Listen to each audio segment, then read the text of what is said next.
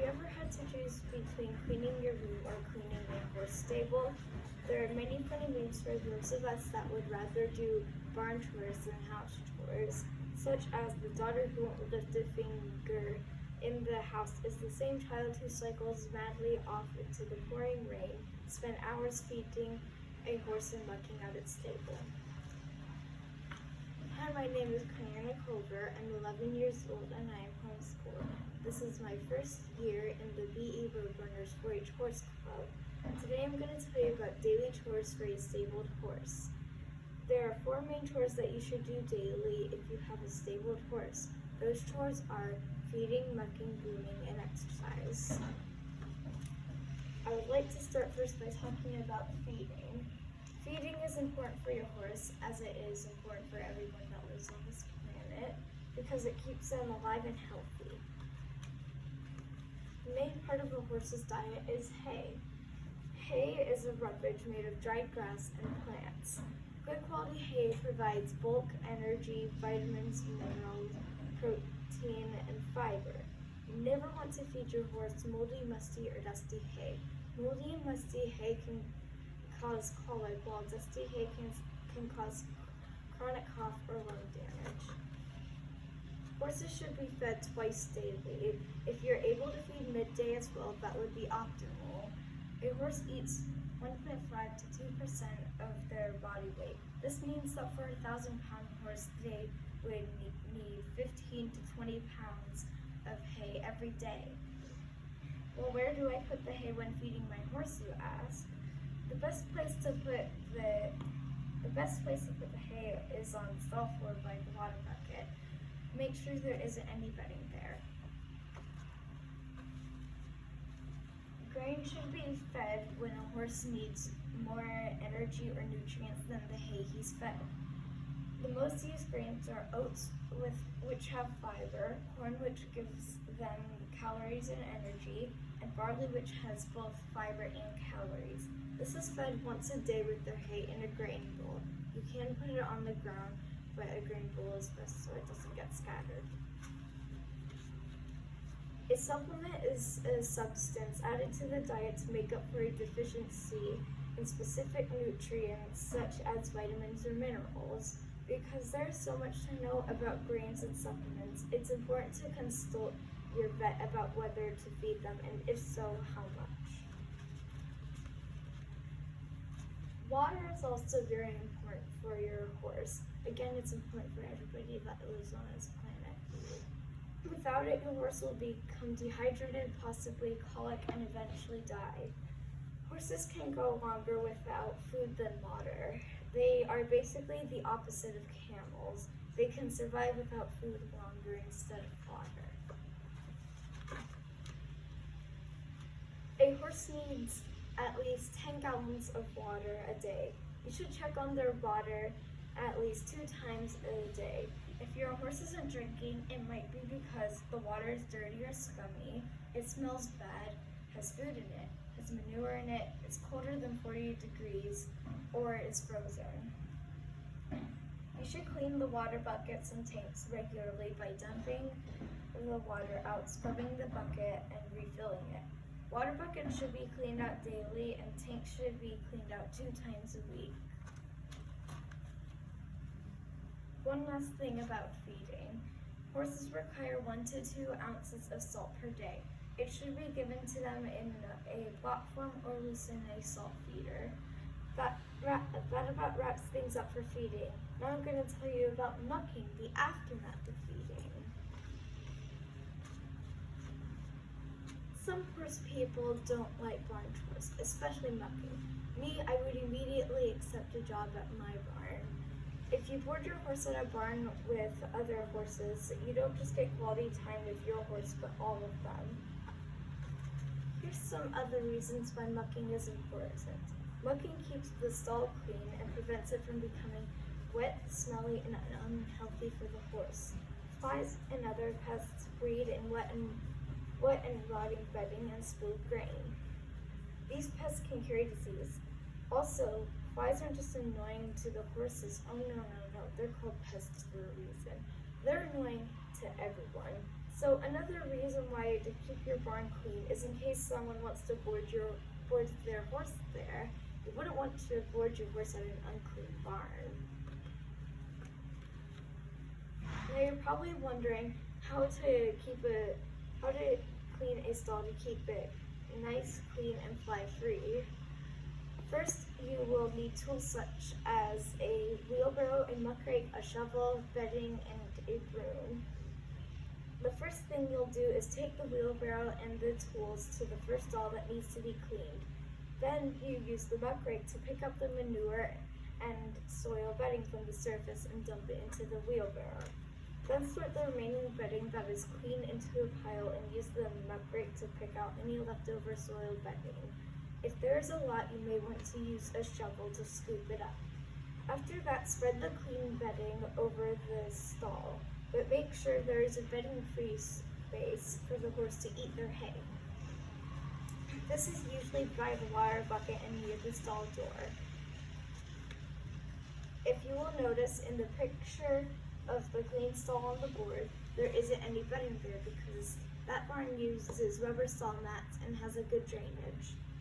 Instead, many other barns use straw, sawdust, or shavings. Straw is good for filling layers, but horses may eat straw in other situations, so it may not be an ideal choice. Sawdust is absorbent, but it may have chunks of wood in it, needs to be deep and can be dusty.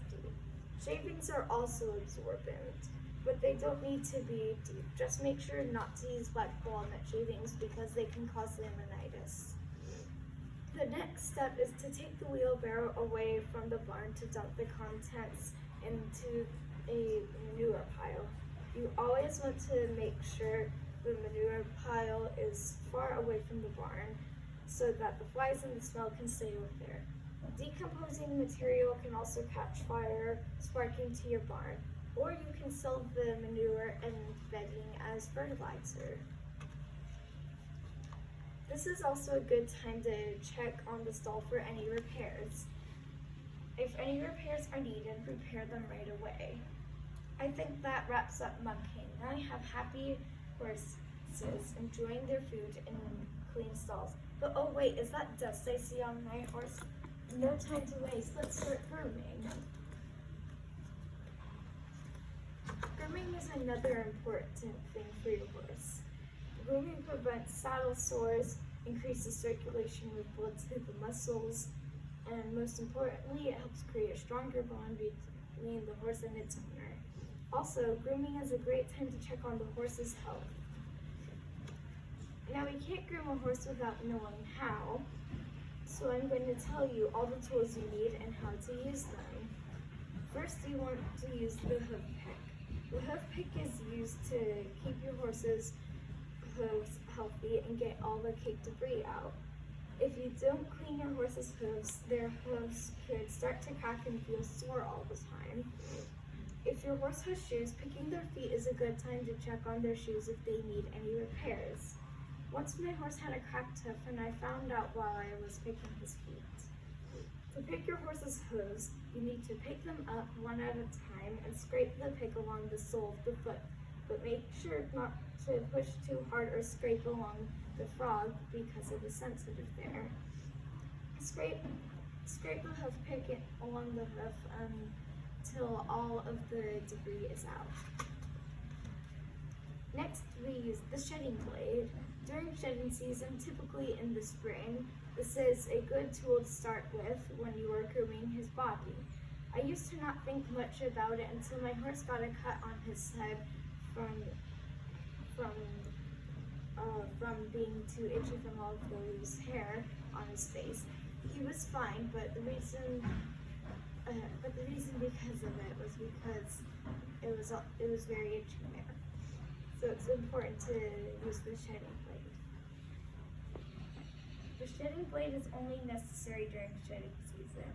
You will know when it is shedding season. The signs are your horse's hair transferring to your body and a huge pile slowly accumulating on the ground, taking over the entire floor. To use the shedding blade, brush in the direction of his hair only on muscular areas. you didn't get all the loose hair off with the shedding blade, don't worry, the curry comb will help you.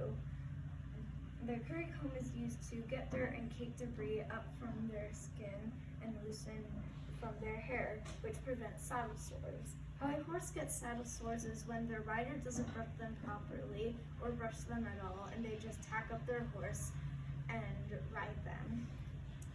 Because they didn't brush their horse properly, all of the little rocks and dirt get pushed into the horse's skin from the saddle. To use a curry comb, you want to use circular motions on muscular areas. You also never want to use the curry comb in sensitive places such as their forehead or nose or by their hooves. Next, after the curry comb, are the hard and soft brushes. You use the hard brush to get anything the curry comb left behind on the surface of your horse's coat. The hard brush can also be used on the sensitive places where a curry comb shouldn't go, including the rest of the dirt off of the lower part of the legs. The hard brush is also used like a regular brush in the direction of the fur. The soft brush is used to finish up and smooth out the horse's fur so it doesn't feel ruffled up. Now we have the horses all groomed, let's saddle them up for some exercise. Exercise is very important for your horse. It keeps the horse healthy, happy, and fit. It's also good to exercise them so they can be prepared for hard work ahead and won't get hurt. Now you might be wondering, what are some ways to exercise my horse? There are 3 main ways you can exercise your horse. The first way to exercise your horse is by putting them in a turnout. Yes, on the board my horse seems more interested in the grass but even when grass is around in a big open area, horses still like to buck, play, and run around. Before putting your horse in a turnout, you might want to check on the fences if they need any repairs, or if it's an electric fence, make sure it's turned on. Another way to exercise your horse is by lunging or free lunging. For lunging a horse, you need a halter, lunge line, and a lunge whip. For free lunging, you only need a halter and a lunge whip. Lunging is important because it can exercise a horse when the horse cannot be ridden. It settles down a horse full of energy before riding him, and it trains the horse to follow voice commands and the trainer's body language. It also develops the horse's rhythm, balance, and suppleness of way of moving. Also, lunging is another way to strengthen your bond with your horse. If you have never lunged a horse before, it isn't very hard to learn. First, clip the lunge line on the halter side you want to start working on. If you're working on the left, hold the lunge line in your left hand and the whip in the right to form a triangle between you, your horse, and the outer circle. Then stand in the middle of the circle and encourage your horse to move away from you onto the outer circle. For safety, remember to never wrap the lunge line around your hand. When you switch directions, switch the lunge line and the lunge whip into the opposite hands they were in. When lunging, the horse can walk, trot, and lope. If your horse is not moving forward, you can encourage him with the whip, but never hit your horse with it. When you ask for a stop, your horse should stay on the outer circle, but if he comes in, reel up the lunge line. Last but not least, riding. Riding is good for not just your horse, but also you. Riding is the fastest way to help get your horse in shape, and it can help you get in shape as well.